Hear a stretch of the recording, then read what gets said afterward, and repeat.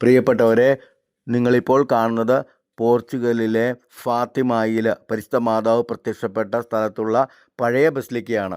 ഇത് 3 ആട്ടിടയ ബാലകർക്ക്, Lucia, Francesca, Jacinda എന്ന 3 ആട്ടിടയ ബാലകർക്കാണ് പരിശുദ്ധ മാതാവ് പ്രത്യക്ഷപ്പെട്ടത്. അവർ സ്ഥലത്തെ പുരോഹിതരോടും മെത്രാനോടും ഈ വിവരം അറിയിച്ചപ്പോൾ അവർക്ക് അത്ര വിശ്വാസമായില്ല. വീണ്ടും മാതാവ് ആയിരക്കണക്കിന് പേരെ സാക്ഷി നിർത്തിക്കൊണ്ട് അവിടെ പ്രത്യക്ഷപ്പെടുന്നു.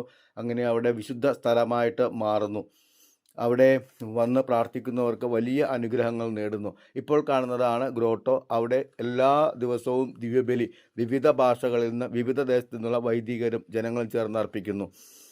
കൂടാതെ അവിടെ തന്നെ ആ ദേവാലയത്തിൻ്റെ അകത്താണ് ഈ 3 പേരുടെയും ശവകുടീരം സ്ഥിതി ചെയ്യുന്നത്. ലൂസിയയുടെയും ഫ്രാൻസിസ്കായുടെയും ജസീന്തയുടെയും.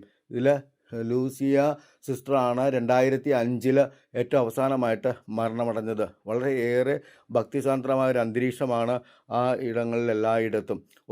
ഒട്ടേറെ പേര് അവിടെ എത്തിച്ചേരുന്നു. അവരെല്ലാവരും ഇതിൽ പങ്കെടുക്കുന്നു. അവിടെ നടക്കുന്ന മറ്റൊരു പ്രത്യേകതയാണ് കാൻഡിൽ ലൈറ്റ് പ്രദക്ഷിണം. രാത്രി 9 മണിയാകുമ്പോൾ എല്ലാവരും മെഴുകുതിരി വെട്ടത്തിൽ ജപമാല ചൊല്ലിക്കൊണ്ട് ആ ഫാത്തിമാതാവിൻ്റെ ആ പുണ്യഭൂമിയിൽ പ്രദക്ഷിണം നടത്തുന്നത് ഏറെ മനോഹരമായ കാഴ്ചയാണ്.